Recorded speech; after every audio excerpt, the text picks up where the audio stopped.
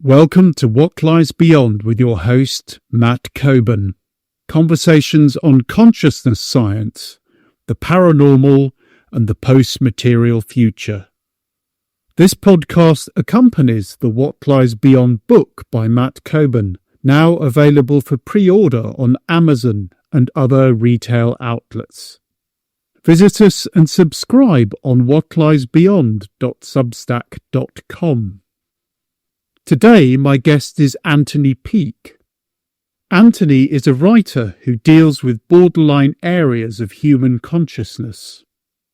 At university, he specialised in the sociology of religion, the theory of language development, and the art of the Italian Renaissance. A postgraduate course in management led Anthony away from his calling as a writer and into a career as a manager in various UK businesses. In the year 2000, he was able to take a year's sabbatical from his business career, and he decided to research and write a book. This book was a distillation of all his areas of interest: quantum physics, neurology, ancient myths, altered states of consciousness, and the mystery of death. Thanks to the help of Professor Bruce Grayson of the University of Virginia, an article based upon Anthony's cheating the ferryman hypothesis was to appear in the winter 2004 edition of the Journal of Near-Death Studies. Anthony's first book, Is There Life After Death?, was eventually published by Arcturus Books in 2006. This has now sold over 60,000 copies worldwide and has been translated into various foreign language editions, including Spanish, Russian and Polish. Anthony has now written 13 books. All of them further develop his speculative idea of cheating the ferryman. His latest book, an exhaustive review of the history, anthropology and science of the much-discussed near-death experience, was published in November 2024. Today's dialogue focuses on controversies over near-death experiences, or NDEs. We begin with a look at some of the anomalous features of NDEs, and with the tension between researchers who favour materialistic explanations in terms of brain function and those who advocate afterlife interpretations. We discuss the phenomenon of brain activity surges at the point of death. We also discuss some of the stranger features of NDEs, including commonalities with psychedelic experience and apparent alien abductions.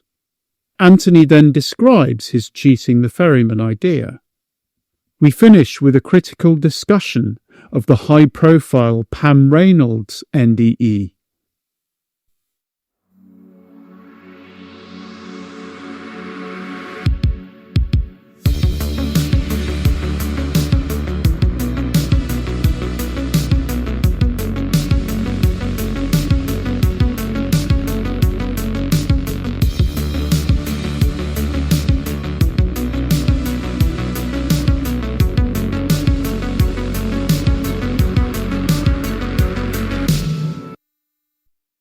We're talking to Anthony Peake today, but before we do, and because this is a discussion about near-death experiences, I thought I'd talk briefly about how I first got interested in near-death experiences and how I came to understand the basic controversies surrounding them.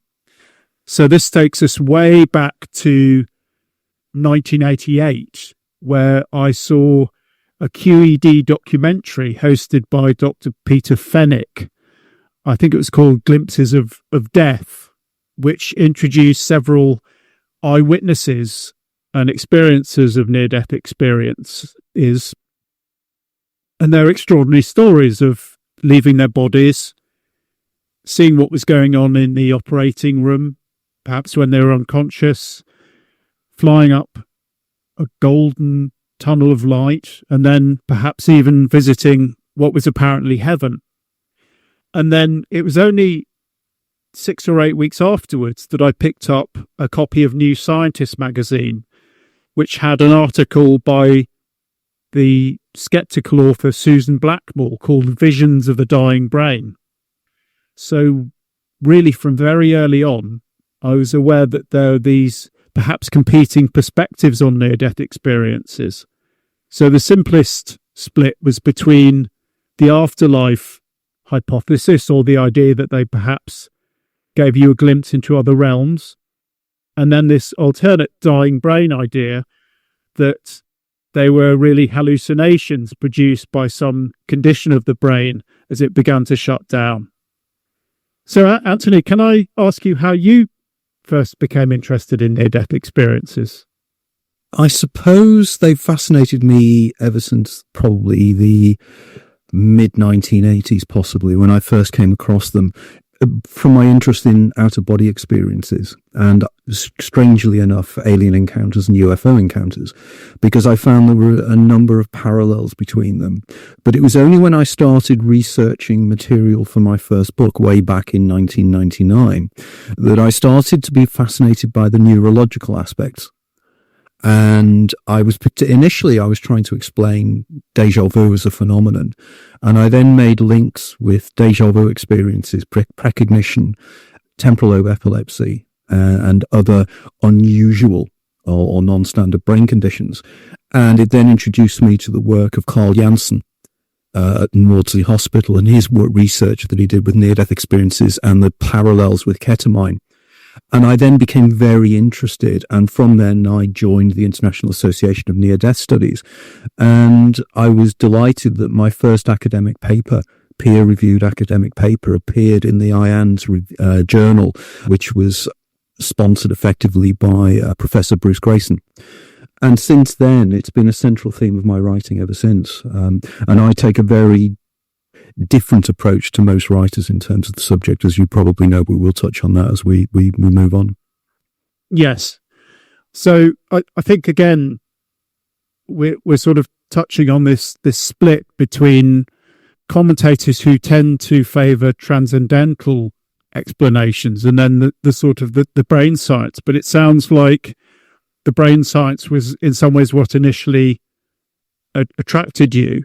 So you mentioned some other conditions like temporal lobe epilepsy, and I'm aware that there's some controversy over the association between temporal lobe epilepsy and, say, mystical experience. So why was that of particular significance? Did you see that those experiences as identical to near-death experiences or related? There were a number of parallels I found, particularly after interviewing individuals who had experienced TLE, for example, time dilation, precognition, out-of-body experiences, these kind of things. So I was particularly interested in drawing parallels between them. Now, the level of controversy, I think, is because people are confusing the issues here. There seems to be this idea that by calling them hallucinations, you've suddenly explained them. Yeah. You know, there is this kind of game going on whereby it's a catch-all. Now, for me, it's a reflection of what I call idiopathic science. It's the idea of we give something a label, preferably with a nice Latin-sounding term or whatever, and then we pretend we've explained it. And the catch-all is hallucinations. But of course, the problem here is that nobody actually knows what hallucinations are. In fact, nobody knows what is the element of sentience that perceives hallucinations in the first place. And any brain scientist, particularly people who are interested in particular areas such as consciousness studies, will argue and tell you that effectively everything is a brain-generated hallucination, because our visual system is a brain-generated hallucination. Your brain is creating this three-dimensional reality that surrounds you out of a signal it's receiving from the retina, which has been converted into an electrochemical signal, which is then processed in the darkest part of the brain, the visual cortex, of an image that is inverted and postage stamp sized. And the brain itself then creates from that tiny bit of information, the visual system that completely surrounds you with all its colours and all its intensity.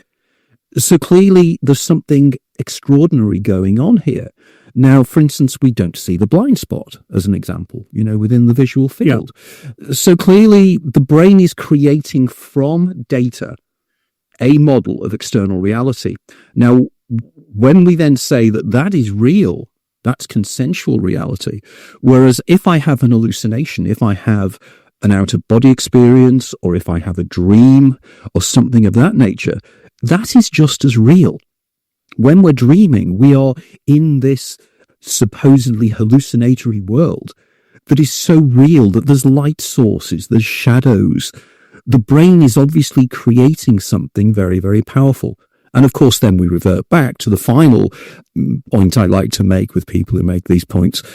We know from David Chalmers with his statement way back in the mid-1990s, the Australian philosopher at the when he was speaking at the Consciousness Studies Conference at the University of Arizona, stood up and said, there's two major problems with science. There's the soft problem and the hard problem. And the soft problem is understanding how the brain functions and works. But the hard problem is how the brain creates from inanimate matter, or as somebody once said, electricity reacting with chemicals in the brain, self-referential consciousness with all its hopes and dreams and anticipations.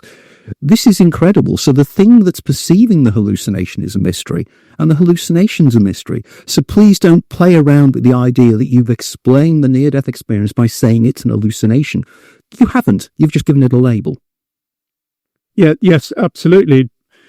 I've noticed, though, that a lot of cognitive scientists who invoke this idea of a brain-generated hallucination for everyday experience, Anil Seth is probably the highest profile one at the moment, seems to avoid the really troubling implications of that, which for me, it undermines materialism. So it's often trotted out as to bolster materialistic views. Oh, well, it's just in the brain, it's just a hallucination or even an illusion. But then you think, well, there's this obvious problem that the science we have is filtered through that illusion. Yes. So what guarantee do we have that what we think is filtered through the hallucination has any bearing with whatever real reality is? It sort of eats its tail. It's like falling into the trap of Gilbert Ryle, in his famous statement of the ghost in the machine.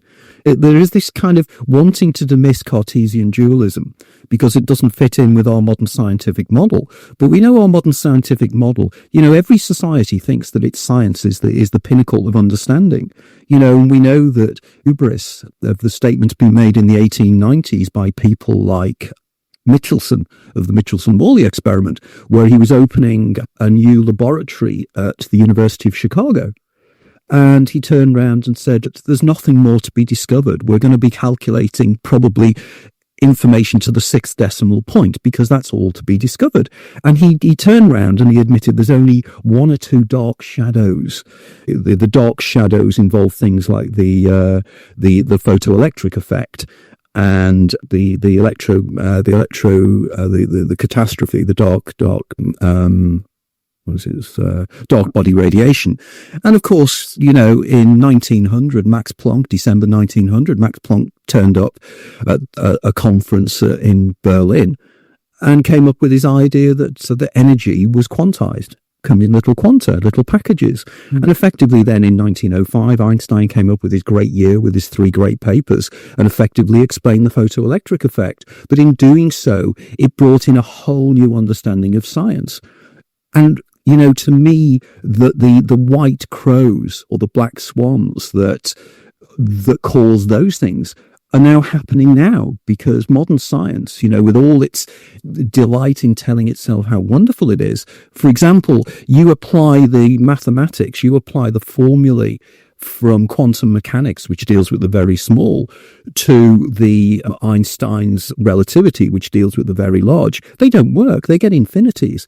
We have 2 parallel areas of understanding, both of which don't work. And in order to work on this, we've created what I call a Heath Robinson science to explain things. And of course, the great issue with all of this is consciousness and what consciousness is. Yeah. It's like, I think there is some understanding coming with some cognitive scientist of how deeply this goes, really. I mean, Donald Hoffman's case against reality, I think I have a lot of respect for him because he's actually taken it that step further, which honestly a lot of neuroscientists and cognitive scientists don't seem to want to do. But on the other side, with the advocates of sort of afterlife or transcendental experiences, I've also seen, so for example, we're going to talk about with near-death experiences and the brain near death. There seems to be emerging evidence, which you cover quite well in your book, that there is an electrical surge right at the point of death, or at the point where pretty much these near-death experiences seem to happen. And I've noticed with the sort of, if you like to say, the after people who are advocating in a transcendental or afterlife position, this wanting to dismiss that emerging information, because to them, if there is a surge, it negates the transcendental explanation. Yeah.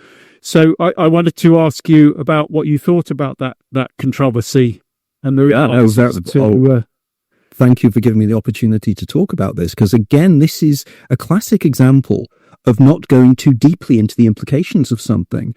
When the initial work came out, people like Chorwa and Bourgigian and everybody else, it was, this is proof that the near-death experience is an hallucination. So here we go again.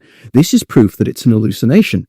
No, actually, it is proof that something very, very interesting happens in the brain, not only at the point of death, but immediately after death, where there's a gamma, the actual gamma waves in the brain go crazy for many, many seconds, up to 2 or 3 minutes after clinical death has taken place. There's brain activity. Now, this to me is proof of the near-death experience. So in other words, when they're saying we've now proved that the near-death experience is just some kind of hallucination that takes place at the point of death, yes, you have. But you haven't disregarded the fact that the subjective experience that's taking place within the brain that's having these experiences is incredibly powerful. Now, to me, we'll touch on my cheating the Ferryman hypothesis later. But for me, this is evidence that the brain, there's so much research being going on at the moment, the way in which it seems at the point of death, or particularly with entheogens that are taken, such as psilocybin and everything else. And again, I think it's Anthropology that's doing the work at the University of Sussex, isn't it? Where they're discovering that psilocybin, when it's taken, actually cuts off the brain's ability to act as an attenuator. In other words, when they did their experiments there, they were expecting to find that when psilocybin made the brain link, areas of the brain would link in such a way to cause the hallucinations that take place when people have psilocybin. And for argument's sake, it would be the same with dimethyltryptamine and other entheogens. But what they discovered was completely the opposite. They discovered that it switched the brain's ability off to effectively communicate with different areas of the brain, which meant that this was a vindication and proof of the long-held belief from way back in the 1890s with Henri Bergson to people like C.D. Broad to Aldous Huxley, arguing that the brain is there to take information out. It's something that stops us having the doors of perception closed, so a broader perceptual field is opened up. But if this is the case, it means that the brain is almost stopped doing what it's supposed to do. Now, I've many much argued when I've debated with neurologists and people, I always give the example of the binding problem within the brain. If you ever want a neurologist or a hardline reductionist materialist neurologist to get really embarrassed, just cite the binding problem. The idea that we have a sense of simultaneity in the brain, that we feel, but there are different places in the brain that are being processed by different sensory inputs. Like we see a red bouncing ball, they're being processed in different areas. Now, I've long argued that this is evidence that the neuron model of the brain is not where we should be looking. I argue that what we need to be looking at is it's almost like a palimpsest. It's like something written over something else. I argue that we need to be looking at the astroglial network. We need to be looking at the glial cells and how they communicate. Because, of course, neurologists know that the speed of transfer via the neurons and the neurotransmitters within the brain through the synapses is comparatively slow. So they don't understand how we get this feeling of now and everything is as it is in this second. But if the brain communicated non-locally, if there was some kind of, using quantum mechanics, some kind of non-local communication taking within the astroglial cells or within the glial cells, because as we know, only 10% of the brain are the neurons. 90% of the brain are glial cells, which apparently just exist to be the glue, literally from the word glial, to hold the neurons in place. But effectively, we know that nature doesn't work that way. Nature doesn't waste things. The glial cells have to be there for a reason. And I've argued, and with research that have been done now, people like John Joe McFadden at the University of Surrey, who are looking at the biological aspects of quantum mechanics, suddenly we're starting to understand that everything works in quantum mechanical terms. So we need to be looking at this, not restricting ourselves and saying, oh no, we know that the brain has to work with neurochemicals. Well, not really, because if you can't explain how the brain creates consciousness, you've got to be looking somewhere else. Yes, and I think, there's a couple of things I'd like to say there. So there's the first thing is I really like this linkage between what happens in a near-death experience and say what happens with psychedelics like ayahuasca or psilocybin or whatever, because the experiences have long struck me as being very similar. And this was confirmed when I read David Lewis Williams, who I think was an anthropologist, who wrote a book called The Mind in the Cave. And he was talking about cave paintings, how he thought they were basically records of psychedelic or experiences. And he talked explicitly about the neurophysiological model, which is instead of basically falling asleep, so that's one pathway to an altered state, you go along what's called the intensified pathway, which starts with sort of form constants like the binaural constants. Yes, and then basically the later stage is a tunnel where you enter another world and encounter otherworldly beings. And this is not a near-death experience. It's trance. But I thought they're so similar that they run in parallel. In one of my earlier books, I have a whole section on claviform constants and the way in which in cave paintings, for instance, it is fascinating. I know we're going off on tangent here, but it's very important that in one of my previous books, I discussed about the Mamas, who are an indigenous tribe, I think, in the Venezuelan part of the Amazon jungle. And these guys, when they're training their young shamans, they place the children from birth in a cave. And they leave the child in the cave until they are about 10 or 11 years of age. And I argue the reason for doing this is because darkness itself, I think what it's doing is, and I think there's a direct link here with near-death experiences and out-of-body experiences, that when they do this, they facilitate within the brain the processing of, I know it's contentious, but endogenous dimethyltryptamine synthesized from melatonin, because what they're trying to do within the darkness is facilitate the excretion of melatonin within the pineal gland. Now, when they do this, you get these kind of visual patterns that you see, the cobweb patterns, the standard claviform constants, which are exactly the same imagery I get when I have classic migraine. And it's exactly the same. And my associates who experience the aura states of temporal lobe epilepsy also argue they have the same visual fields going on, the same imagery takes place. So there has to be a link here. And my argument has always been that too much science is siloed. They're not talking to each other. The quantum physicists are not talking to the neurologists, who are not talking to the perception scientists and everything else. And they all have their own little niche area, and it's all very important. But they focus in so distinctly, they miss the linkages that are going on if you're a broader, more eclectic thinker. Because people have all long argued to me and said, well, yes, you have a degree, you have postgraduate qualifications, but you don't have a PhD. So what expertise can you bring to the party? And I'd say my expertise is I'm not a silo thinker. I take my information from a wide area. And when you start, as you rightly say, when you start linking the details of near-death experiences with experiences within dimethyltryptamine, the encounter of entities within dimethyltryptamine, the research that's being done at the moment at Imperial College, where the group there are actually volunteering to take DMT intravenously and are actually encountering entities. This is really important. But there's another parallel. We can parallel it to shamanism and the anthropological aspects of shamanism.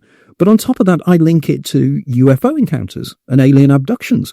They're all the same phenomenon. Stop, restricting yourself and don't be so biased in your thinking. Yeah, I think that's absolutely right. And as you mentioned, researcher Kenneth Ring, for example, linked near-death experiences with abductions, alien abductions, early in the 90s. But to be honest, that parallel was very obvious to me when I reread Whitley Strieber's experience from Communion, where he reported a particular kind of abduction, but there are so many parallels in it.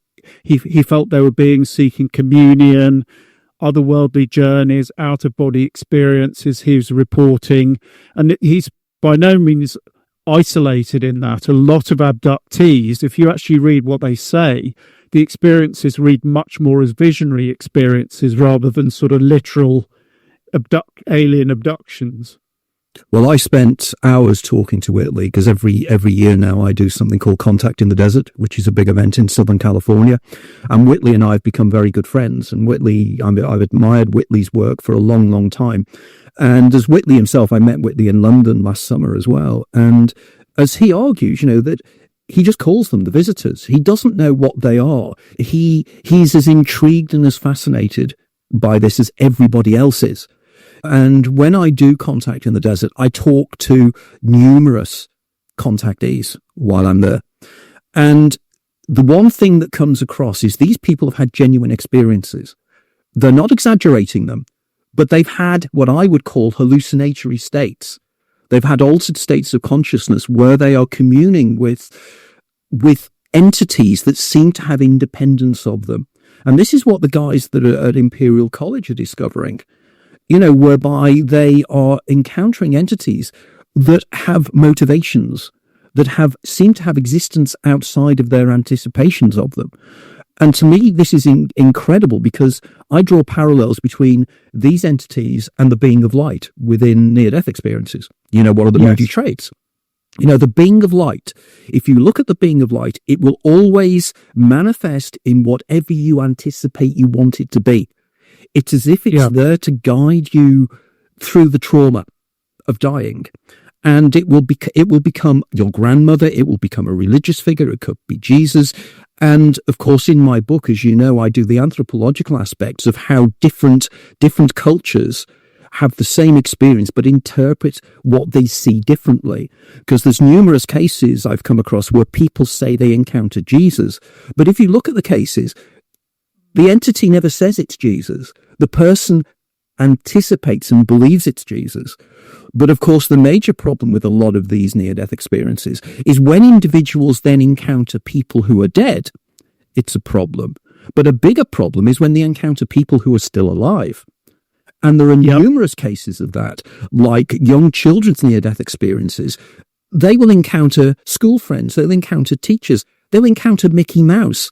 They will encounter cartoon characters. So to me, this is again self-evident that this is an anticipatory creation of your subconscious. But the subconscious in some way is external to you. It's the idea that, yes, you are creating it, but I use the argument of the egregorial, the idea that we are co-creating reality. And the near-death experience is a classic example of this. Yeah, that's so interesting. So what you're saying is, and this seems to be confirmed by the anthropological studies.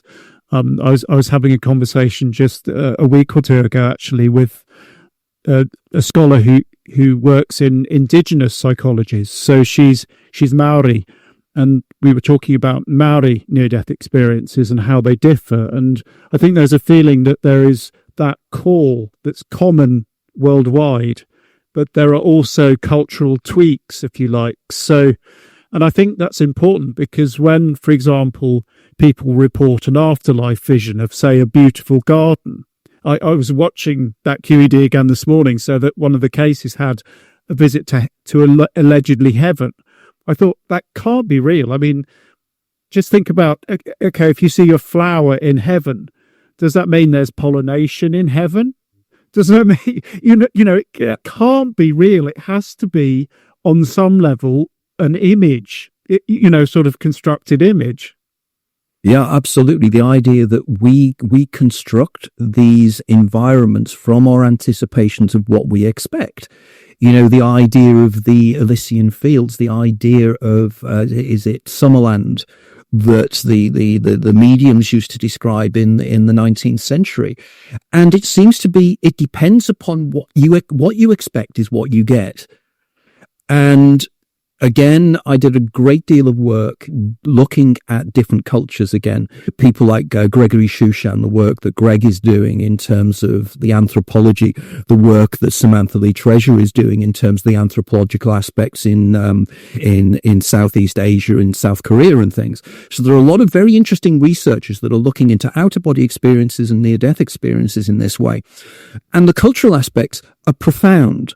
But as you say, there's an inner core experience that they all have. I mean, came across 2 or 3 cases that were extraordinary. There was a lady called Ellen Counts, who was an anthropologist based at one of the universities in Ontario. And in the 1980s, she spent time in New Britain, which is an island off New Guinea. And she worked with the indigenous cultures there. And the near-death experiences they had there were extraordinary because, as you know, anthropologically, New Britain and New Guinea were particularly affected in the Second World War by the development of cargo cults, because the Americans were fighting the Japanese.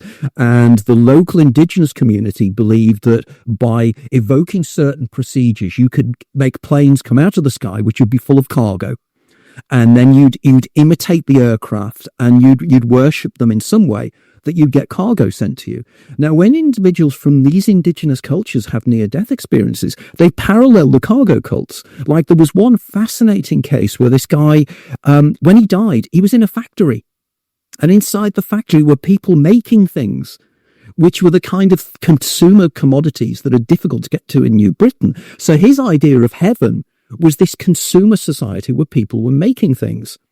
But another case, and the reason I'm mentioning this one is even more intriguing, was there was this guy who died, was in a near-death situation, and he was in the near-death hallucination, in raised commas, and he sees a woman who died at the time he was having his near-death experience, which again is extraordinary in the first place. So there's a veridical aspect here. But the most intriguing thing was that he was wandering in this garden area in the jungle.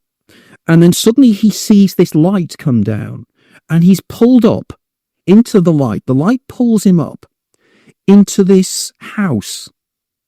And inside the house are these children, these small creatures that talk to him, and they start to manipulate his body. It's shamanic traveling. It's the shamanic journey.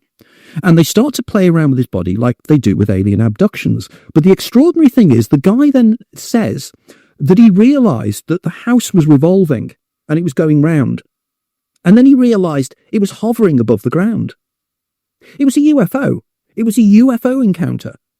And clearly, when you read through that, you realize, wow, this phenomenon is far more interesting than just simply you die and you go to heaven. You go into this kind of co-created world. And it's a world very much that reminds me of the idea of the intrasomatic and the extrasomatic, the work of Green and McCrory. Oh, yes, Green and McCready, the metachoric idea, yes. The apparitions book. Yes. And the metachoric, and the idea that out-of-body experiences can be explained because you're actually travelling inward inside yourself in an inwardly created scenario.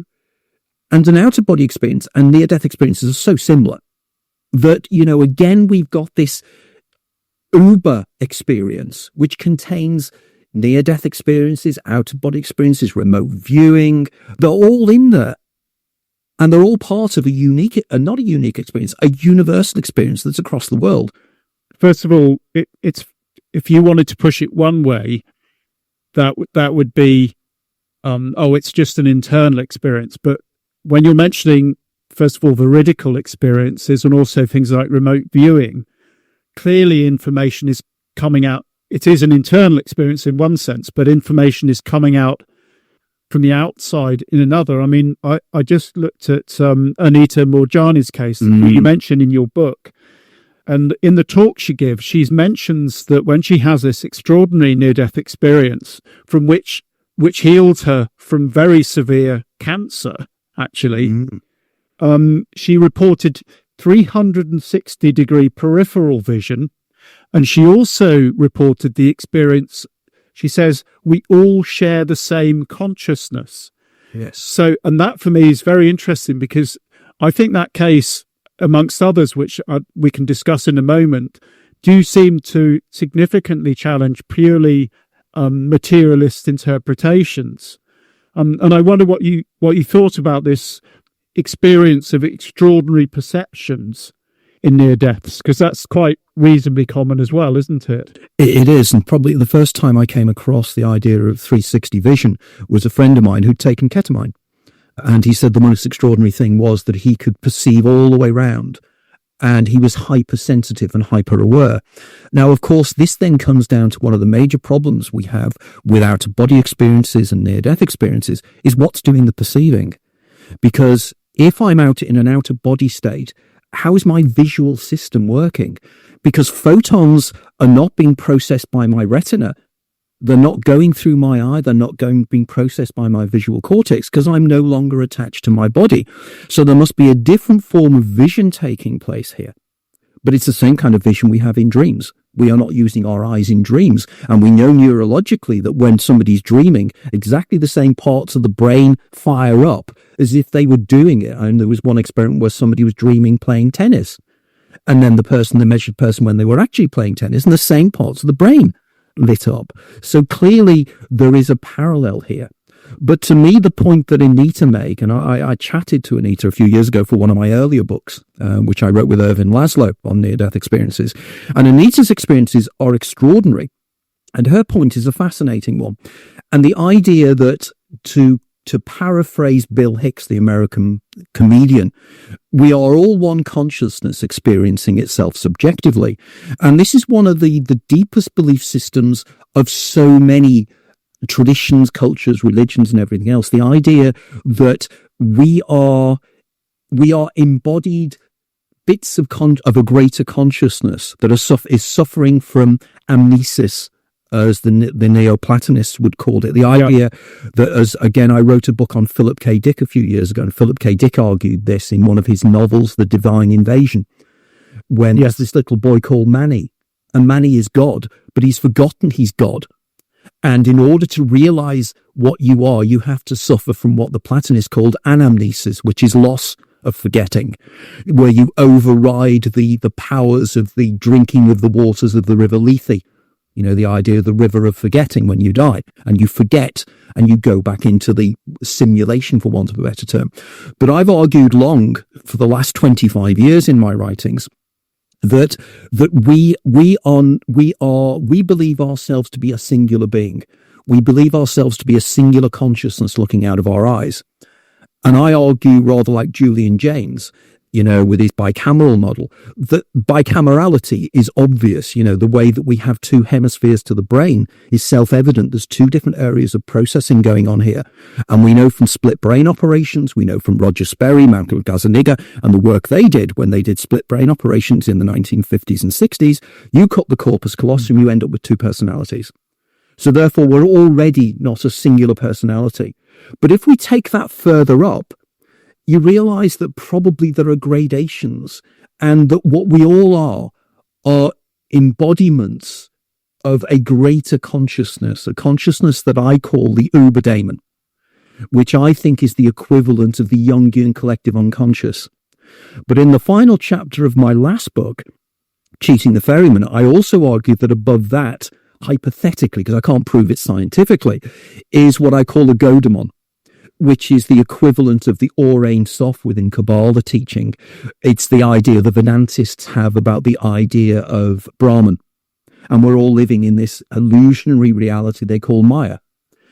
Now, if you can parallel these with science, we're into some very interesting areas here. So people, when they have out-of-body experiences, when they have near-death experiences, they regularly claim they have what's called the oceanic feeling. Book talked about it in his 1900 book.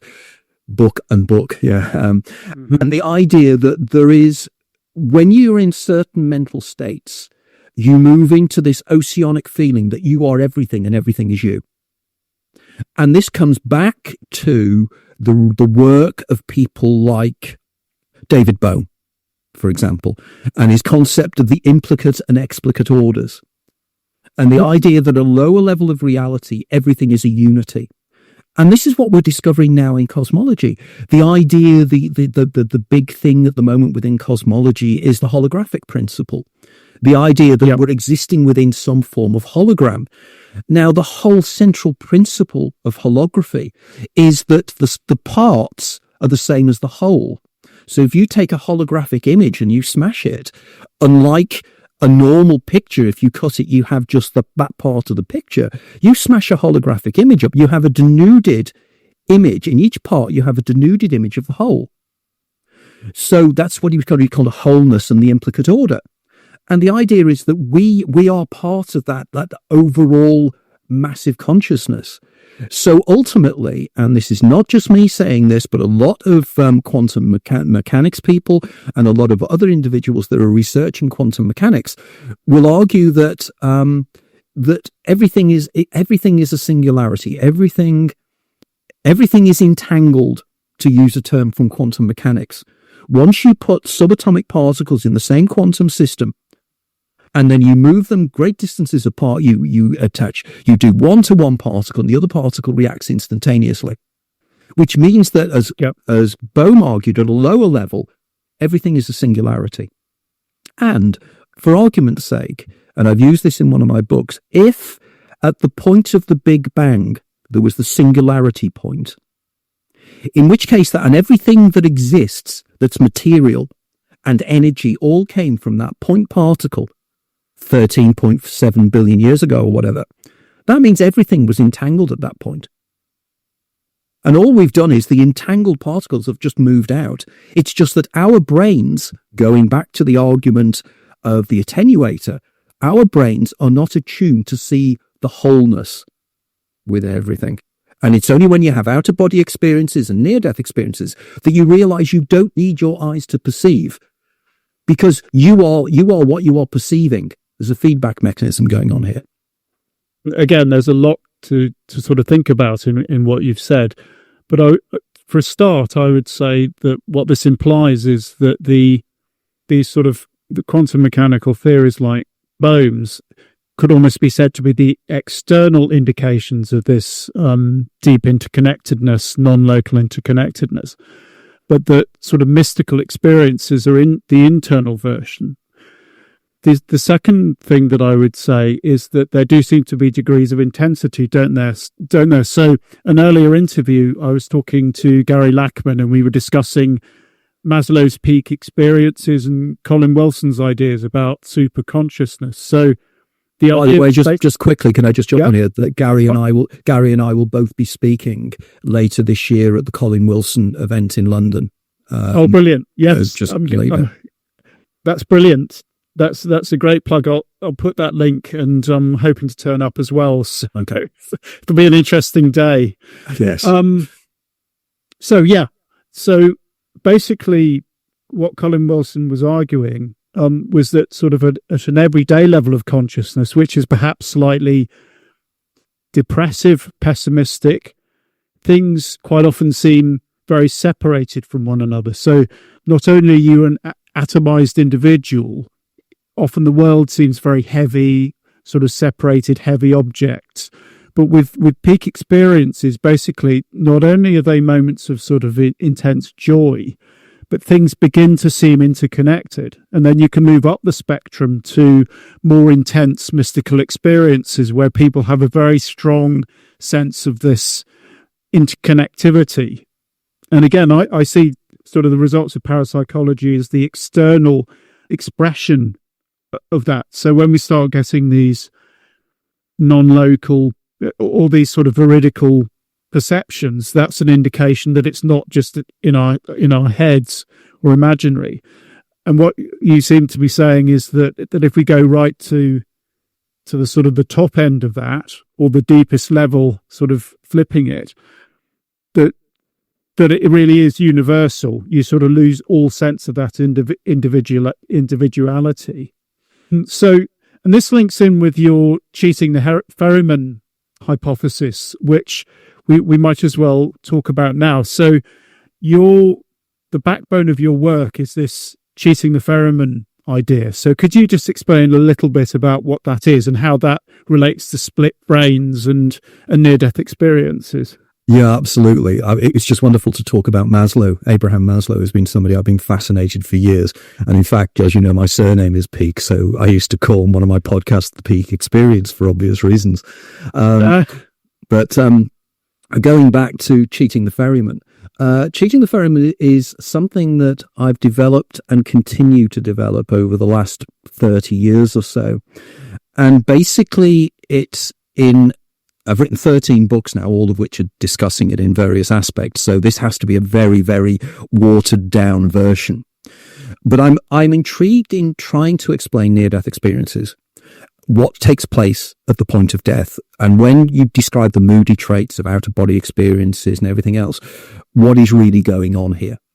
And what I argue is that neurologically, something very curious takes place at the point of death within the brain, something that's been vindicated by the work of Chalwer, the work of Bourdieu, and funnily enough, a really fascinating incident that was reported in 2022 when a Canadian guy living in Germany fell off a ladder. He was 87 years of age or something. He fell off a ladder and he was taken to hospital.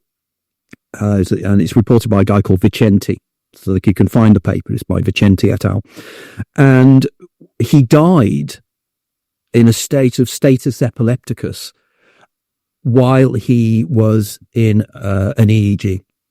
His brain was being scanned, he had EEG stuff. So for the first time, they were able to literally monitor a dying brain.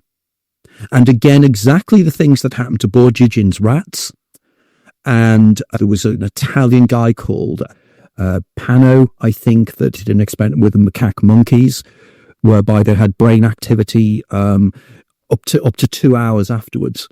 But he was dead, but his brain suddenly fired up with all this information. Now, to me, this is evidence of the near-death experience taking place.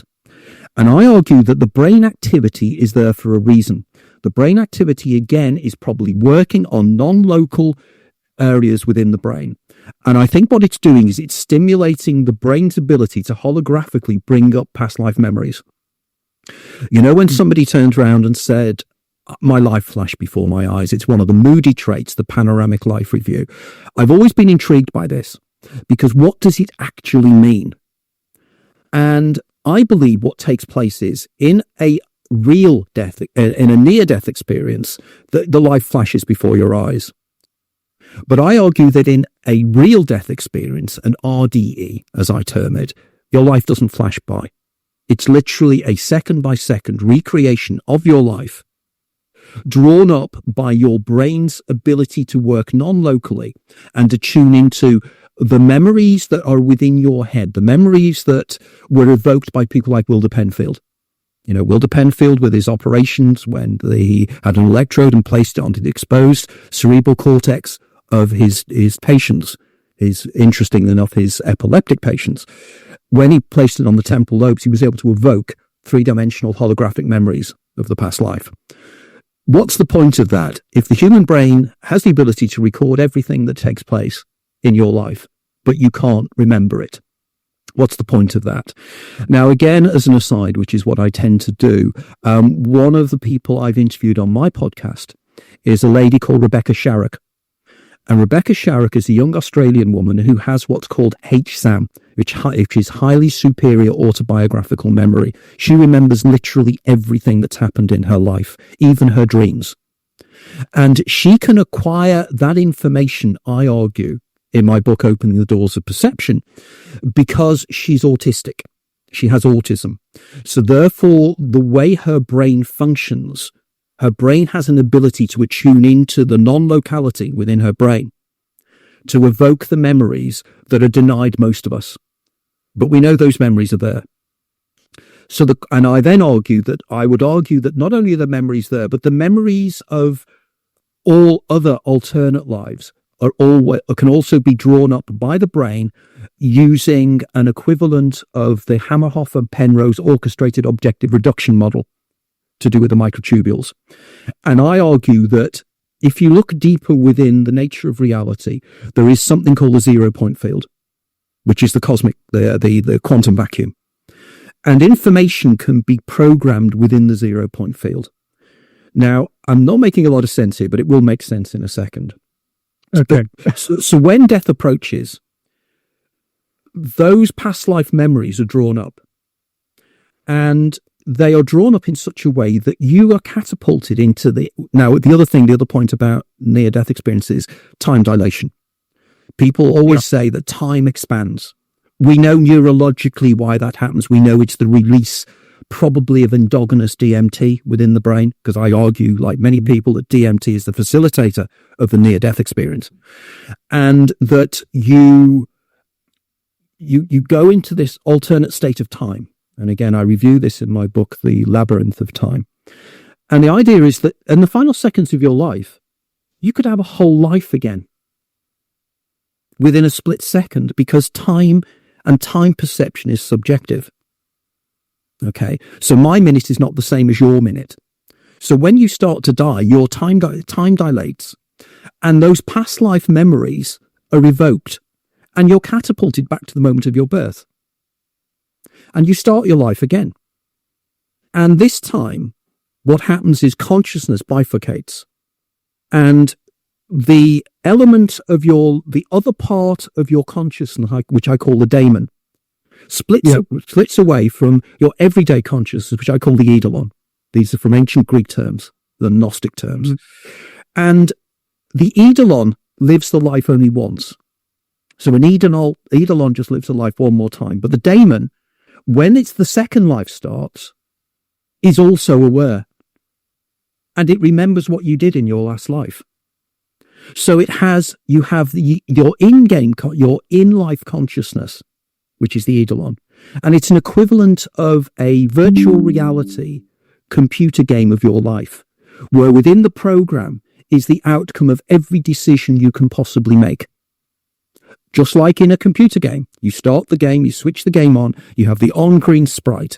The sprite starts to walk down a corridor, walks into a monster comes out and it kills her. She's now dead. That eidolon is dead. But in a computer game, the game player, the daemon, can start a new game. And it's already got some knowledge of the environment, the game environment, which it can use to guide the on-screen, in-game, in-life eidolon to avoid it. And I argue this is why people throughout life have this feeling of, "Ooh, I shouldn't do that." That voice in your head, that warning feeling, that recognition you have when you meet somebody you've never met before and you know this person's going to be influential. This is demonic memory that is coming through from the non-dominant hemisphere of the brain to the dominant hemisphere of the brain. Or what I would call the astroglial network in the brain to the neuron network. Because I argue the eidolon's brain is neuronal, whereas the daemon's brain is astroglial or glial cells. So you then live this whole life, and then the end of that life, you die. But you don't. You go into another life. You catapult back to the start of your life, and you live that life again, and again, and again, each time subtly changing it depending upon the information that the daemon can communicate to you. Now, the evidence for this is in my work quite overpowering, because in doing so, I can explain such things as déjà vu and precognition. Because déjà vu is literally the recognition of a set of circumstances that you have experienced at some indefinite time in your past. You know, that is the definition, the literal definition of déjà vu from Vernon Neppe, who is a psychiatrist in Seattle, who wrote the definitive book on déjà vu many years ago. So it's the idea you have a memory of something in your past, but you can't recall when it was. Now, déjà vu occurs to 70% of human beings at least once in their life. It's the most common weird feeling that people have. Now, there are, I think, at last count, 72 different models explaining the déjà vu. There was a book written 3 or 4 years ago by an American psychiatrist, and mine is one of them. Mine is in there as one of them. Cheating the Ferryman is one of them. But most people turn around and say, oh, it's simple, isn't it? It's what's called the visual pathways. Robert Efron, 1961, came up with the argument, it's just literally your non-dominant hemisphere processing information a split second before your dominant hemisphere. That was disproven by Akira O'Connor at the University of Leeds about 6 or 7 years ago, because he came across individuals who were born blind. And they had déjà sensations with sound. They heard things and then they heard them again. And because the neuronal pathways are different for sight and sound, means that it doesn't explain it. Now, many people will turn around and say, I know what he's talking about here. It's like the movie Groundhog Day. Yeah. And of course it is. And in fact, the Russian publishers who published the Russian language version of my book many years ago called it Groundhog Life. And if you watch the movie, this is exactly what happens. Effectively, on the first day of the movie, Connors, the weatherman, when he lives the first day, that's the first day, which is a normal day, and then he wakes up and he finds it's the same day. But the difference on that second day is he's effectively a daemon and an eidolon together, because he's both in living the day again and he's in his body. And he has the information of what happened the day before. He has the memories of what happened the day before. And he amends what he does because of the things he knows from the previous days he's lived. So the first time he tries to bed the girl, he tries to do all this, and he fails. He then realizes that he can use all the time he's got. Oh, and then he tries to commit suicide, doesn't he? Don't drive on the railway lines. Yeah. Your mum once told you, don't do that. But then he realizes that he can learn things. He teaches himself to play the piano. And I believe this is what we do in life. This is what happens. The daemon guides us. And depending on how open your doors of perception are, is how effective your daemon is communicating with you. For example, people who experience temporal lobe epilepsy, I argue the daemon can communicate far more regularly. And I have case after case after case from people who have TLE who've contacted me to say, my God, your book explains what goes on in my head. There's an American artist called Myron Dial who's been in communication with me for years. Myron has an incredibly active daemon called Charon, which is interesting, cheating the ferryman and Charon. Mm-hmm. And when he first contacted me, it was Charon that sent me an email. Actually, I got his email, and he said that you're not going to believe this, but I'm a daemon in your terminology, and my eidolon is a guy called Myron Dial. He will be communicating with you in the next few weeks. I won't go into detail now, but in my books I go on about his experiences. I also argue that people who, I called it the Huxleyan spectrum, where the doors of perception are open broader and broader, and the greater field, we're talking about the field of information that's denied by the attenuator. I argue that certain neurological conditions can override that. And I think classical migraine, temporal lobe epilepsy, autism, Alzheimer's, schizophrenia, all of these neurological states are varying degrees of where the greater universe is perceived by the eidolon. And this is effectively, I argue, why people who experience schizophrenia go crazy. It's because their attenuator's gone. They're hearing things, they're seeing things.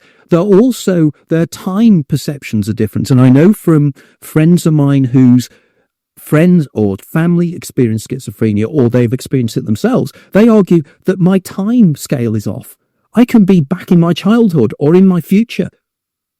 And it's because the wheels have come off the brain's ability to act as an attenuator, which has now been proven. And this is one of the things I argue all the time. Over the years, my hypothesis has been proven time and time again by actual empirical research. There's so much evidence for it now, but nobody's joining the dots. So I argue we all do this. And in fact, I interviewed the guy that wrote the original script for Groundhog Day, whose name escaped me now. And he told me that he said he had Connors living 6,000, Rubin. He said that he had Connors living 6,000 lives. And I argue you can live as many lives as you want.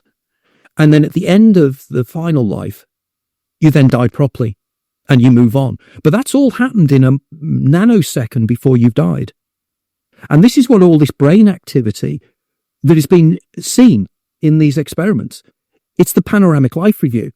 It's cheating the ferryman. It's evidence that the brain is going crazy, because they say the brain in these circumstances becomes very singular in its communication patterns. Well, it will be, because it's drawing up the information.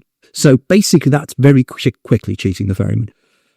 Yeah, so there's a lot to say about that theory, but what I would say is that what I like about it is that it takes us beyond these old polarizations. So it takes us beyond the polarization of either it's these are materialistic things happening in the brain, or they're somehow transcendental in a generally unspecified way.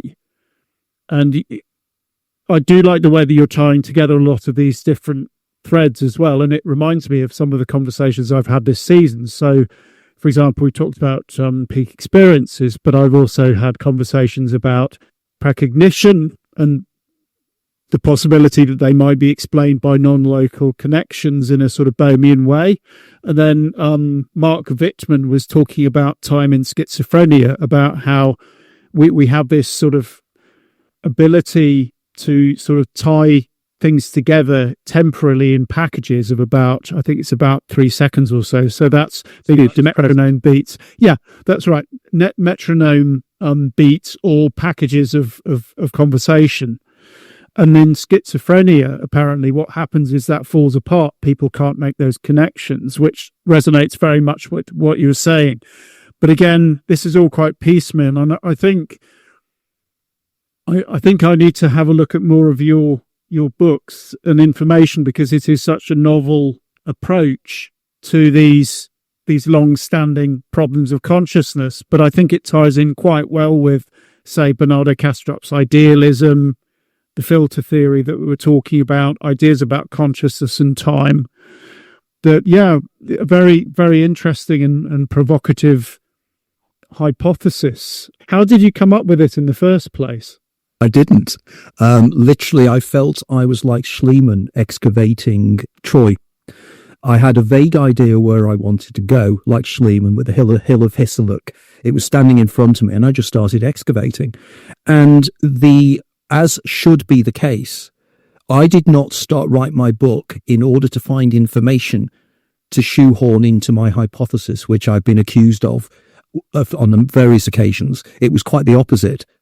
I had no idea where I was going with that first book, and it literally started off as an explanation of the déjà vu, and it started moving then into near-death experiences, and it was the information I found that made me think, oh, that could be this. And then people contacted me, and then I had a couple of people who had temporal lobe epilepsy who contacted me, and it worked that way. So literally, the hypothesis or the speculation, it is not a theory. Scientifically, it is not a theory. It's probably only speculation, but it's speculation that is being shown to be an explanator. And surely, if something can explain things that people cannot usually explain, it must have a degree of validity, even if it's just as an explanator. And I think that's profoundly important. So no, I didn't plan it. And since then, the other books I've written have all been then exploring particular aspects of the overall theory. Like my book on opening the doors of perception is about perception and the levels of perception. But I always start with the science. I always start with logic. I always start with the art. And this is, I think, why my work is not as well known as many people believe it should be. And it's because it falls between two stools, as you quite rightly say. I do the science, but I'm also willing to accept the subjective, phenomenological aspects of these experiences. And it means that I'm stuck on the bridge between the two groups. In other words, the scientists think and avoid my work like the plague because they think I'm some kind of new age woo-woo wacko, but they haven't actually read my work. And then you get the people who want to believe anything. They hate my work because they consider me to be a materialist. And indeed, I get more vitriol and dislike and criticism fired at me from the believers than I do from the scientists, because the scientists just ignore me. Yeah. I seem to remember seeing on your Facebook feed very recently that you'd had some pushback from one of the podcasts that you'd done that had been very widely listened to. Yeah. It's a shame. I mean, I think this is another thing that I've noticed in these sort of controversies in things like, well, parapsychology, ufology, all of these things, is it's the amount of vitriol, but also that people tend to react first and think later that if there's an idea people don't like, they tend to reject it without thinking. So, for example, when I announced that I was having a skeptic, Chris French on, I got some pushback from Facebook saying skeptics don't want to listen, blah, blah, blah. And I thought, well, this is why I don't like silos, that I don't like rejecting ideas without thinking about it. So let's just circle back. Very quickly, this is so important that people like you and I and the circle of associates and friends I have at the moment, we are building the bridges. We are the ones that are actually saying, and I'm delighted there's so many up-and-coming young academics now that are not rigidly caught in this game. And there are people who, as you say, people criticize my work without reading it. Because they do. They see me on an interview like this and they think, I don't like what he's saying, he's a materialist reductionist. I'm not. I'm a rationalist. There's a difference. To me, 1 and 1 equals 2, and I will not jump to conclusions unless I have the scientific proof of it in the first place. Sorry, I just jumped in there. No, it's fine, and it resonates with how I think about this. And actually, the sadly late Alan Gould, for example, who was a researcher in psychologist, neuroscience, parapsychology, he wrote a very good book on survival. And at the end of the book, he goes, I don't like the rejection of data on faith. So he wasn't just meaning mediumships rejecting neuroscience. He meant neuroscientists rejecting mediumship, but also experimental parapsychologists rejecting spontaneous cases. And for me, I thought that was a really important lesson to absorb, that what you do is you don't reject data, you take on the data points and you try and build this broader synthesizing story. Well, I think that's a very important point because, funnily enough, one of the things I wanted to talk about, we probably won't get around to it now, is the Pam Reynolds case. And to me, I'm a huge fan of, people will condemn me for this, for Keith Augustine, the guy that's written some excellent papers, and Worley and people like that who criticize the case. And there's a lot of things you can criticize about the Pam Reynolds case. But my problem always is that what you can do is you can come up with a whole series of scenarios as to how somebody could have an out-of-the-body experience using science, and you could dismiss it and say, she could have heard it because the clicks were in a certain way, and, she couldn't have done this because of that, and everything else, and try to explain and put together a scenario to explain an experience somebody has had. And people then fall into the trap of thinking, because I've set up a scenario that can explain, like Chris French, I can set up a scenario that can explain how that happened. Doesn't mean it didn't happen. It just means you've set up an alternative explanation. So don't fall into the trap because you feel you can explain it using science and all these other things. But you can't accept. It's like the way in which scientists, I love this one, the way in which scientists, when two people see hallucination and they share it, it's a folie à deux. And the explanation for a folie à deux is that in some way, two different brains in isolation process the same information and see it and share it, and it's the same. And that's a folie à deux. But that suggests telepathy. So in other words, scientists are happy to use things they don't like and cannot explain, telepathy, to explain something they dislike even more, which is collective hallucinations. Now, my argument is collective hallucinations are part of the attuning into the greater informational field, which is just as good an explanation. No, it's fine. I mean, if you've got a little bit of time, why don't we talk about the Pam Reynolds and the other case that you... Would you be happy doing that? Yeah, no, absolutely. I mean, this is one of the areas where I get very disillusioned with my fellow writers in near-death experiences and everything else. Because every single book you read on near-death experiences, almost without exception, are just a series of anecdotes, aren't they? It happened to Fred, it happened to Bill, this happened to me, this happened to me. But what they never do is say, well, all the cases are all subtly different. Then they don't make sense. And if the similar cases don't make sense, you need to go back and say, well, what is the phenomenon? What is taking place with the phenomenon? Which is what I do. But the other thing that a lot of writers do is they copy each other. So it's like Chinese whispers. So the Pam Reynolds case is supposedly one of the most powerful examples of the Veridical experience. Yeah. And they cite it as they do with Maria's shoe. But they never go back to the original documentation. They never go back to the original interviews to find out what really happened.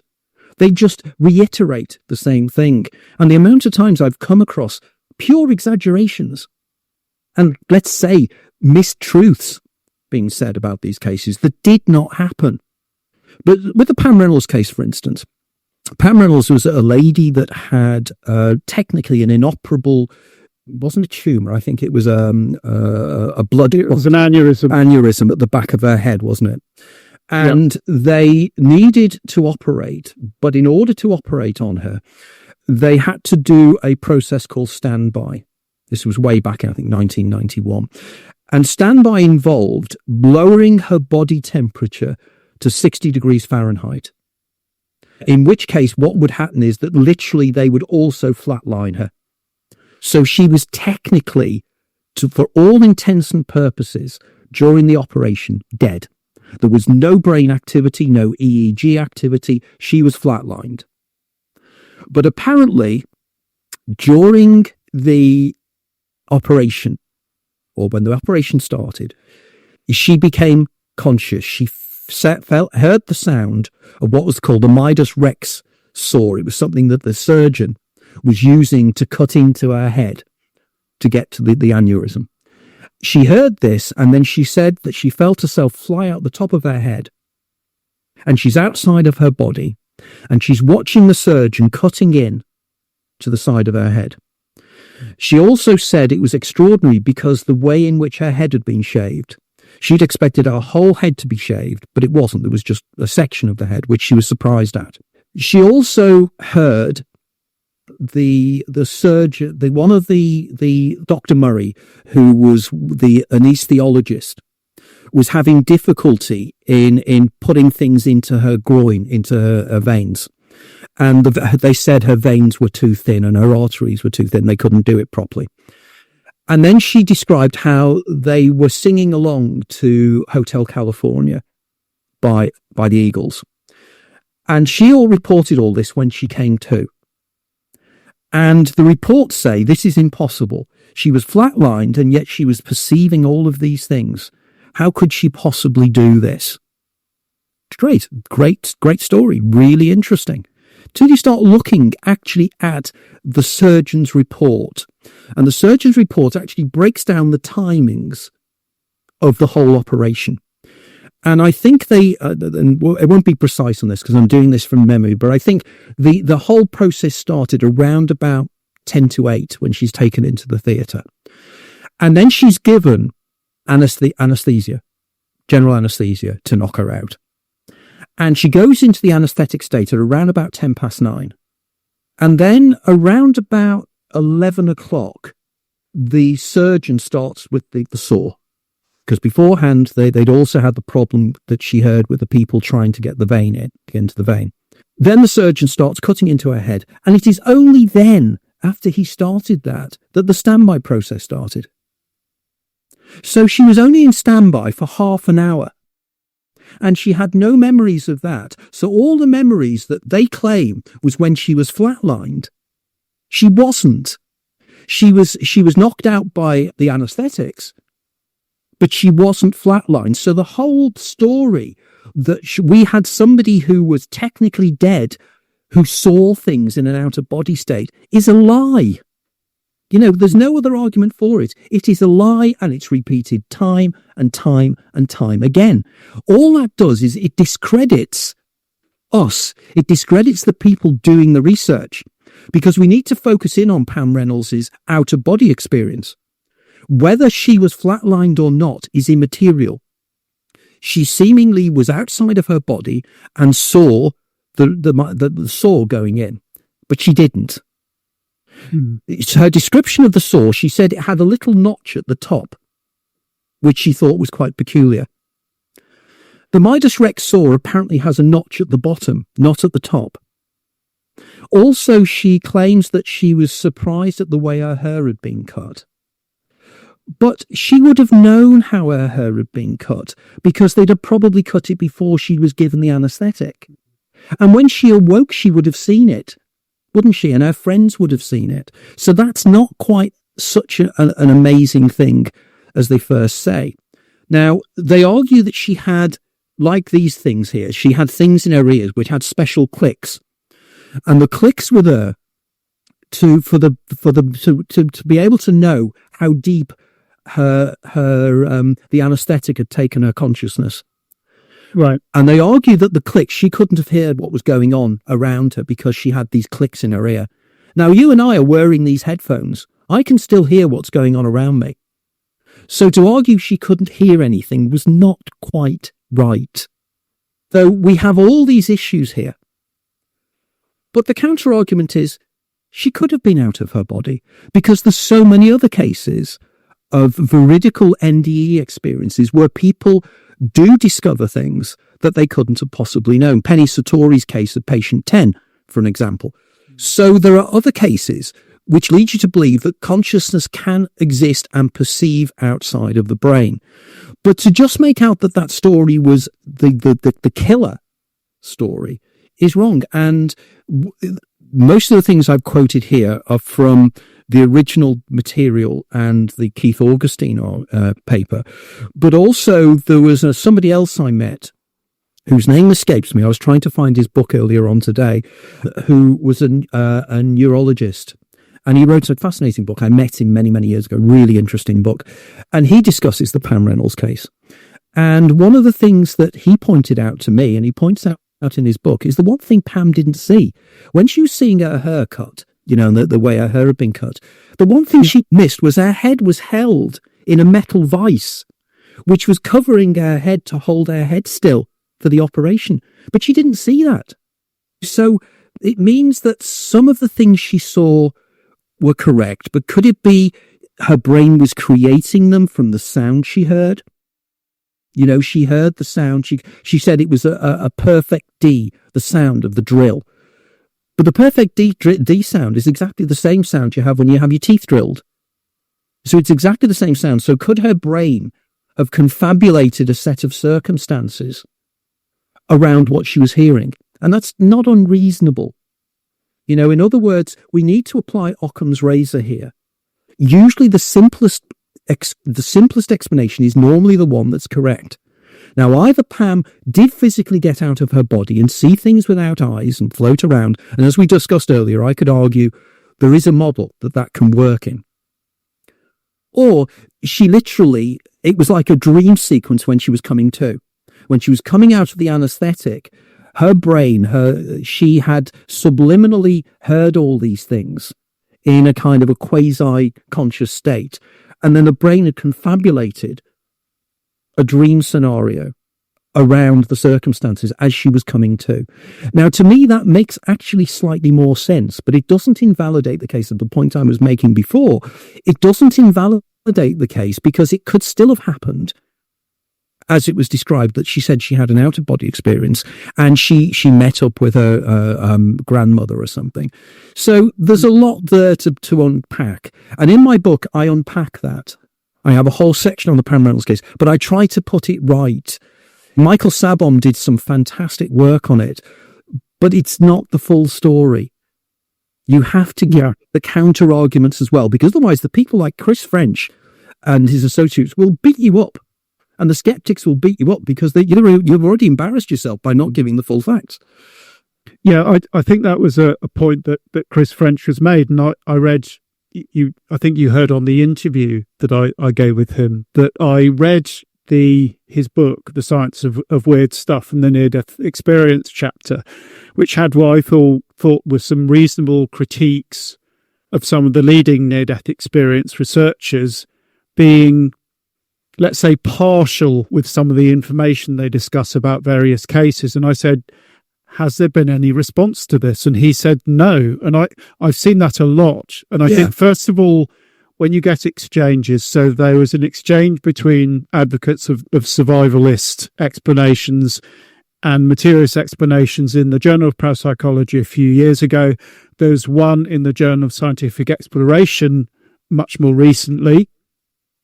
And what really struck me was that quite often the disputants ignore each other's points. So strong points are made, and then you think, oh, what's the reply to this? I want to hear a good reply. And the strongest points by the opposition are ignored. And I think that's a very not a good way of conducting debates. Well, it's like Susan Blackmore. I mean, I've been involved in conferences, online conferences with Susan Blackmore and various other people. And one of my close friends is a guy called Graham Nichols. Now, Graham Nichols is extraordinary. He is an out-of-body experiencer. And his out-of-body experiences are powerfully veridical and quantifiable. Graham knows he has these experiences. In fact, it was Graham that approached me after I wrote my book, The Out-of-Body Experience. And Graham approached me and said, yeah, your book is excellent, but believe me, you can see things in out-of-body states, because I was taking very much the McCreary argument of the intrasomatic and the metachoric, the idea that you model. It's a model you create, which you go out into. And Graham met up, and I met up for Graham for lunch, and he explained to me about his own experiences. And one of his experiences is completely ignored by the critics. And I'd like to put it out here now to anybody who's out there. Explain this one, if you can. Graham was lecturing in early December 1999 in London. And when he was lecturing, I think he was lecturing on art, because he's also an installation artist rather than near-death out-of-body experiences. But while he was lecturing, he felt his knees buckle. And he fell to the floor. And he came to, and he was in a jungle. And he could feel the heat around him and everything else. And he walks to the jungle and he parts the plants. And he's stepping into the corner of Wardour Street and Old Compton Street in Soho. And he's standing there. And he said that a kid, by the way, I videoed, if you go on to Anthony Peake and Graham Nichols, I videoed Graham explaining this and the location that I'm talking about. All right, great. We'll put a link in. Okay. So Graham stands out, and he was really there. You know, he could feel his hands, and a kid ran past him, and he felt the displacement of the air as the kid ran past. And he could hear in the distance people going, Graham, are you okay? And it was people in the lecture theatre trying to bring him through. So he's standing there, and he looks round, and he looks down, and I think it's Old Compton Street. I might be corrected wrong about this, but he looks down the street, and to see an explosion take place halfway down the street. And people are coming out, the screams, people coming out covered in blood, and they're staggering all over the place. And Graham then finds himself rising up, and he comes to. And he turns round, and he had 6 or 7 people come over to him.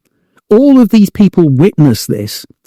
And he turned round, there's going to be a terrorist attack in Soho, in a pub.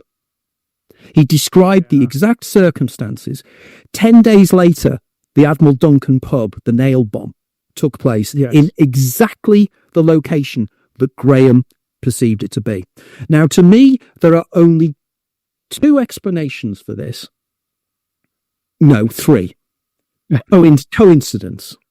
Okay, coincidence. Graham happened to have this experience, and in the experience, just by sheer chance, he happened to describe the exact experience and the exact location. This is not somebody turning around and saying, I've had a dream and I dreamt of a plane crash. This is specific. So statistically, I know as a statistician, the chances of that are just, and Chris French I love Chris French's opinion on this, as to how you can apply the law of large numbers. And it's Richard Wiseman that does this, isn't it? The law of large numbers. How large are your numbers going to be before you say, no, this is a phenomenon, because it'd be ridiculously high. So either that, or Graham and his associates are lying. For what reason, I have no idea. Not just Graham, but his other witnesses, they've all got together to say, let's just make up this story. They've made no financial gain from it or anything. So why would they do it? Well, they could be lying. And your third option is Graham actually saw the future. Yeah. And there is no other argument available. But I stand corrected. And if there's anybody out there that's going to turn around and say, no, this is the explanation, I would argue Graham was tuning into what J.W. Dunn would memory, which Gary has written about and I've written about. And of course, Dunn argued, that we precognitive dreams all the time. And if you write them down, you will get them. And this is exactly what I think is happening with Graham. And Graham has had 2 or 3 other incredibly powerful out-of-body experiences that he's seen things he could not know. And Graham himself is interested in the science. He's been at the IONS Institute. He's actually been researched over there. He's been to the Monroe Institute. This guy is as intrigued as anybody else is as to what's taking place. But as I say, going back to the Susan Blackmore, Susan and Graham have known each other for years. Susan just doesn't acknowledge that case, just doesn't. And the amount of times Graham turns around and says, Susan, why are you saying that? That case was disproven years ago. And as you say, it's because there's a blockage. Just don't want to know. Do not want to believe this, therefore it's not true. Yeah, I mean, I think Susan's an interesting case. I like her work on outer bodies. I love Susan. She's a lovely person. Again, as I said on the Chris French, I've had. Well, I had a mixed sleep paralysis out of body, but I've also had an out of body. Wasn't very visual, but it was very somatically, felt very real until the moment I felt, again, the mattress against my back, at which point it went bang. And I've had things like precognitive dreams, but with Sue, I've noticed it's this real, and I think it's not actually just her, it's with sort of skeptical writers as a whole. They downgrade the anomalous features of cases, or they find ways to explain or minimize the anomalous features. And what really gets emphasized is things like the neurology or the psychology. And I think one of the features of these cases I've noticed is that quite often they're mixed. So you may well have anomalous features in there, but you will also have other features that could potentially be explained in inverted commas conventional ways. And I think this is the problem. Again, we get this split where the so-called the advocates or believers, if you like, I don't like that term particularly, will tend to downplay or try and ignore the conventional explanations. And vice versa. And again, I think it's more fruitful just to be honest. So you were saying with the Pam Reynolds case, if the full picture makes it a weaker case, it makes it a weaker case. On the other hand, if you have anomalous features that you struggle to explain, don't just dismiss them, put them on the record as well. So I'm very much put all your cards on the table. Yeah. If they're contradictory or you don't quite know or it's messier, that's fine. Life is messy. Well, that's the issue, isn't it? The argument is, and it's a quite unreasonable one, that if these things do take place as they're described, our whole science is in error, isn't it? It means it questions, and the very fact that we are using the fruits of materialist reductionist science to communicate now. without all that, it wouldn't, and I'm completely at home with that. I'm happy with that. I'm happy. I'm also happy in my writing. I'm happy if people criticize me, that's fine. Once they criticize me fairly, once they say, you're misunderstanding what's happening in the brain. You're misunderstanding the neurochemical aspects. You're misinterpreting Everett's many worlds interpretation. You're misinterpreting non-locality. I don't mind. And if they do that, I amend my position on that, because I'm not here. I'm here to understand. I want to know. And if my whole ideas, and even if my whole 30 years of work and my 20 years of writing is in error, I don't mind, because it means I then know. Because I've witnessed precognition happen with somebody who has temporal lobe epilepsy. I saw it happen in front of my eyes. I know that happened, and nobody convinced me otherwise. I have had precognitive dreams. I know I dreamt the event that I saw. I know that happened. And I find it quite fascinating, and probably, Matt, you come across this as well. I'll do events and debates with skeptics, and we'll discuss things and everything else as well. And we'll choose to differ, and then we'll go out for a beer. And I'm sitting there having the beer with them, and I always wait for the moment to say, and then one of them or other one will turn around and say, yeah, I know what you're talking about is utter rubbish. But there's one thing that happened to me that I've never been able to explain. And when they explain it to me, I then say afterwards, so why do you not talk about that? And the same words always come up: academic tenure and credibility. Yeah. They will not talk about it because they're embarrassed. But it's the idea that, you cannot be seen as, for instance, Brian Cox. Brian Cox dismisses telepathy and everything else, and you're complete plank, I think the term he used. Now, I actually did an event with his PhD tutor many years ago at the National Theatre in London, Jeff Forshaw. Okay. And I was sitting having a coffee with Jeff at Manchester University, where they split the atom, and he's the professor there of quantum physics. And over coffee, he turned around, he said, it's fascinating that we now know that every electron in the universe knows the location of every other electron. Okay? That was over a cup of coffee. And the book that Jeff and Brian wrote together, the subtitle of it is Everything That Can Happen Will Happen in the Multiverse. So Brian Cox is a believer in the science of the Hugh Everett III, 1957 PhD thesis into the many worlds interpretation and its many other variations. And he has to, for one very good reason. You know why? There's only two alternatives. If the universe was just one universe that occurred just once, it got everything right first time for the evolution of sentient self-referential consciousness. It's called the cosmic anthropic principle. And it's the idea that everything has coincided, the Goldilocks enigma, the idea of how this happened. But if you have the many worlds interpretation, it means there are billions of universes, and we just happen to live in the universe that was right for the evolution of consciousness. So he has to be in that way, because otherwise there's an implication that in some way it's designed. And of course, the argument for design is the William Paley stuff, and people don't want to go there because it implies something designing it in some way. And that's deist in one way or another. But the question is, you go where the information tells you. You don't say, I'm not allowed to do this because I don't believe in it. You just go where the information goes. Just follow your nose.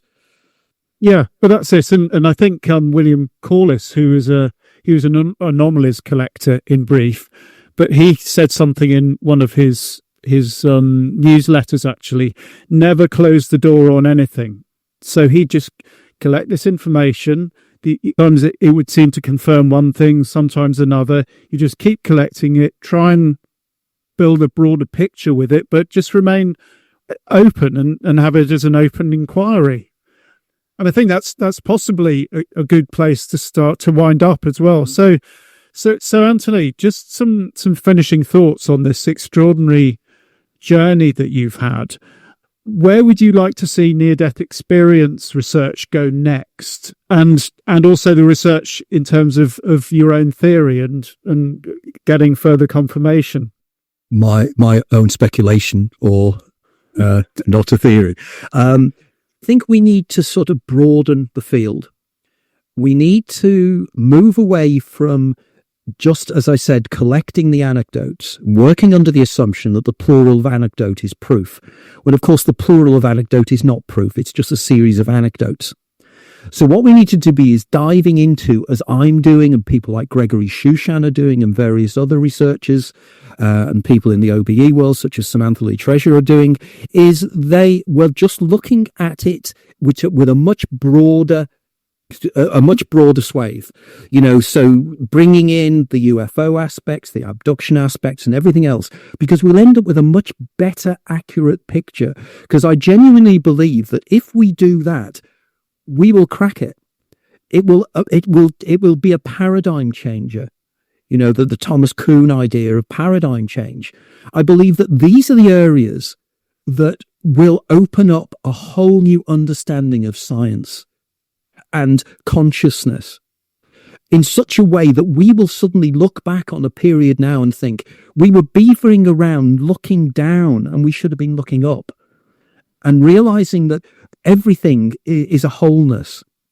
And again, going back to the point, I've been offered PhD programs by my publication research on a couple of occasions. And I've argued that you can't, as I said before, you can't understand this by siloing. You've got to be open, and you've got to be open to what people are telling you. The idea, if somebody has had this experience, it is real for them. In which case you can't just dismiss it. They might be going insane, but then you've got the question, well, how do you define insanity? Insanity is just pursuing things that other people don't believe. Hallucinations are defined as being, you see something that nobody else sees.